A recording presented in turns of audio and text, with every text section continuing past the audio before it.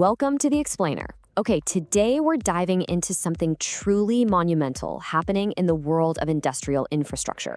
We are talking about a massive, game-changing leap in private green energy.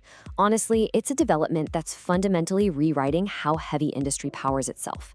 If you've been tracking South Africa's energy landscape, you probably already know about the severe power constraints that have historically throttled the mining sector. But what happens when the world's biggest mining giants and energy innovators just stop waiting for solutions and start building their own? Well, that is exactly what we're going to break down today. So here's our roadmap for this explainer. We've got 5 sections to get through. 1. The R15 billion milestone. 2. Inside the energy cluster. 3. The magic of wheeling. 4. Powering the mining sector. And finally, 5. The blueprint for tomorrow. Let's get right into it. All right, Section 1, the R15 billion milestone, or scaling private clean power. To really wrap our heads around this, we've got to introduce the major player here, Envusa Energy. This is a heavyweight joint venture between mining titan Anglo American and EDF Power Solutions. And think about that number for a second. 15 billion rand. That is all private sector investment. We aren't talking about some small off-grid solar array or a little pilot project. No way. This is a massive injection of private capital specifically designed to build utility-scale infrastructure from the ground up, completely bypassing the country's historic power constraints. It absolutely proves that the private sector has both the appetite and the financial muscle to solve national-scale grid challenges. And because of that immense investment, the Koruson 2 energy cluster now officially holds the title of South Africa's largest privately developed renewable energy project to reach full commercial operation. Make no mistake, this is a huge deal. It is literally the most significant industrial energy transition in the country's modern mining history. It proves that heavy industry can actually pivot away from centralized fossil fuel-heavy state grids and just take control of its own sustainable destiny. Moving on to Section 2, inside the energy cluster. Let's break down that 520 megawatts. So this generation complex spans across 2 provinces, sitting right on the border of the Eastern and Northern Cape, which, by the way, is prime territory for wind and solar. Here's exactly how those 520 megawatts break down. The largest chunk is the Mooi Plaats facility, serving up 240 megawatts of solar photovoltaic capacity. That's then balanced out by 2 wind farms, Umsobomvu and Hartebeesthoek, each bringing 140 megawatts to the table. And you know what's really fantastic about this mixed generation approach? Solar and wind usually peak at completely different times, which gives you a much more stable baseline of power. Plus, all 3 of these massive projects plug directly into the Koruson 400 kilovolt main transmission substation. That's a piece of infrastructure originally built by EDF that's actually designed to handle up to 1.5 gigawatts. Talk about future-proofing. Now, let's map out the timeline to see how this all came together. Usually, infrastructure of this scale takes years and years of staggered integration, but Envusa Energy executed this with staggering speed. First up, Mooi Plaats Solar hit its commercial operation date, or COD. Then, incredibly, the Umsobomvu Wind project reached its COD just weeks later. Finally, the Hartebeesthoek Wind Farm crossed the finish line in June of 2026. That brought the entire 520-megawatt complex to full commercial operation in a sequence executed over just 4 months. I mean, a rapid back-to-back rollout like that is practically unheard of in heavy civil engineering. Tristan de Draz, the vice president of EDF Power Solutions for Southern Africa, really hit the nail on the head. He said, Umsobomvu reaching COD confirms what we have always believed about Envusa Energy, that it is a platform built on exceptional execution. This really humanizes the whole corporate feat, doesn't it?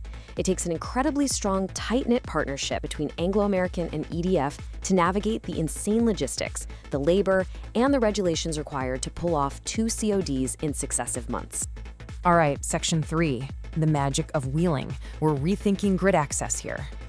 Okay, so we just established that these turbines and panels are out there on these sunny provincial borders. But the massive mines they power, yeah, they aren't exactly next door. So how do you get electrons from point A to point B? The answer is this brilliant concept, wheeling. Wheeling is essentially an arrangement that allows power generated in one location to be injected into the national grid, in this case the Eskom transmission network, and then virtually transmitted to industrial users in completely different locations. It effectively turns the national power grid into a giant delivery service for private green energy. Demystifying these wheeling regulations is absolutely the linchpin of understanding how this whole 15 billion rand operation actually works. Let's walk through the steps that these new wheeling regulations unlock. Step 1. Developers can now pick the absolute optimal, most weather-perfect sites for solar and wind, completely independent of where the actual mines are. Step 2. Mining companies can aggregate this renewable generation across different provinces. And Step 3. They can share the transmission infrastructure costs. By eliminating geographical constraints, the project economics just improve dramatically.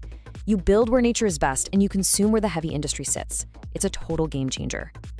Let's jump to Section 4, powering the mining sector with 20-year commitments. So we've built the generation, right? And we've figured out the transmission. Now, let's look at the massive end users anchoring this entire project. It's fascinating how that 520 megawatt pie is sliced up among Anglo American's businesses in South Africa. And listen, these aren't your typical short-term contracts. We are talking about ironclad 20-year offtake agreements. Anglo American Platinum is the anchor tenant here, taking a massive 461 megawatts of supply. Then you have the Venetia mine, operated by De Beers, soaking up 48 megawatts. And the Kolomela mine, part of Kumba Iron Ore, secures 11 megawatts. It's exactly this kind of long-term offtake discipline that guarantees the revenue needed to make those initial billion rand investments viable in the first place. And here's where it all pays off for the planet: 2.2 million tons. By feeding this clean, private power directly into these incredibly energy-intensive mining operations, this project is significantly displacing coal-fired generation. That 520 megawatt capacity is expected to mitigate roughly 2.2 million tons of carbon dioxide emissions every single year. Let that sink in. It is a huge leap forward for these corporations. They are hitting their major decarbonization targets while simultaneously locking down their energy supply. It's a true win-win. Finally, Section 5, the blueprint for tomorrow. Creating a replicable template. Let's zoom back out for a second and summarize the core takeaways from this explainer and what it really signals for South Africa's energy-intensive industrial base as a whole. First, Koruson 2 proves that large-scale industrial clean energy delivery can absolutely be executed at pace, completely independent of those notoriously slow state procurement cycles. Second, it proves that reformed grid access frameworks, specifically wheeling, actually work in practice. It allows for that crucial cross-provincial energy aggregation. And third, and maybe most importantly, it establishes a replicable template. It positions South Africa as a highly credible execution environment, signaling to global markets that the country is ready for the next massive wave of industrial renewable energy investment. Which leaves us with one incredibly exciting question to ponder. If Envusa Energy can successfully marshal private capital, leverage these wheeling regulations, and decarbonize massive mining operations to the tune of 2.2 million tons of CO2 a year, will this successful private capital model completely rewrite how heavy industry operates across the entire African continent? The blueprint is now proven. It's operational. The only question left is, who builds the next one? Thanks for joining me on this explainer. Keep your eyes on the grid, and I will catch you next time.